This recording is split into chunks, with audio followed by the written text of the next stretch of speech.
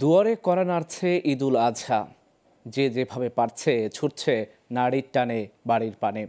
শুক্রবার সকাল থেকে রাজধানীর Gabtoli bus terminal, Kamalapur rail স্টেশনে ছিল যাত্রীদের উপচে পড়া ভিড়। বাস ট্রেন ছাড়তে দেরি হলেও গরমে হাঁসফাঁস অবস্থা যাত্রীদের।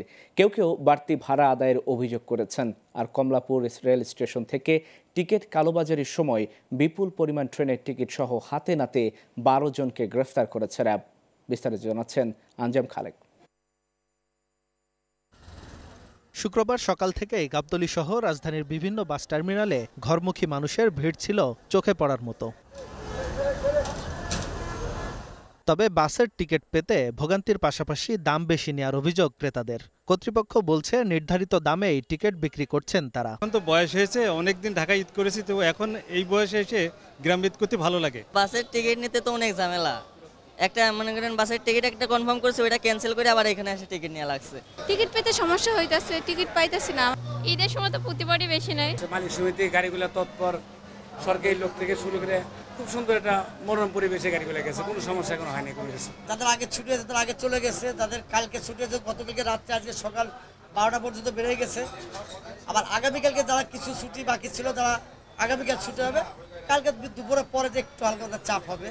কমলাপুর রেল স্টেশনে গিয়ে দেখা যায় প্ল্যাটফর্মে ট্রেন ঢোকা মাত্র হুড়োহুড়ি শুরু হয়। উত্তরাঞ্চলের প্রতিটি ট্রেনই কানায় কানায় ভরা। এবার এখনো কোনো ট্রেনের শিডিউল বিপর্যয় ঘটেনি। বাড়ি যেতে পারছি, সিটে বসতে পারছি, এই জন্য আল্লাহর কাছে শুকরিয়া জানাচ্ছি। সবাই এক লাফে যেবার চায়, বাড়িতে সম্ভব না, তো সবাই যাবে প্রক্রিয়া অনুসারে। এখন পর্যন্ত যে সকল আন্তনগর লোকাল মেল কমিউটার ট্রেন ছেড়ে গিয়েছে, আপনার সবগুলো ট্রেন নিরাপদে যথাসময়ে যার যার নিজ নিজ গন্তব্যে সমাজে পৌঁছতে পেরেছেন। আজকে সকাল থেকে এখন পর্যন্ত যে ট্রেনগুলো গিয়েছে সবগুলো যথাসময়ে ছেড়ে গিয়েছে। এদিকে টিকিট কালোবাজারির অভিযোগে সকালে কমলাপুর রেল স্টেশনে অভিযান চালায় র্যাব ৩। এ সময় ট্রেনের 500 টিকিট সহ 12 কালোবাজারিকে আটক করে তারা। অনলাইনে টিকিট যখন আপলোড হয় তখন ভুয়া এনআইডি, ভুয়া সিম কার্ড ব্যবহার করে সেই টিকিটগুলি কেটে ফেলে এবং তারা ফেসবুক পেজে বিজ্ঞাপন দিয়ে চড়া দামে বিভিন্ন ব্যক্তিবর্গের কাছে এই টিকিটের সফট কপি পাঠিয়ে দেয় এবং সেই দামটা বিকাশ, নগদ সহ অন্যান্য যে মোবাইল মানি আছে তাদের মাধ্যমে এই অর্থ বুঝে নেয়। অন্যের জাতীয় পরিচয়পত্র ও মোবাইল নম্বর ব্যবহার করে এসব টিকিট কেটে কয়েক গুণ বেশি দামে যাত্রীদের কাছে বিক্রি করত তারা। আঞ্জাম খালেক, গ্লোবাল টেলিভিশন, ঢাকা।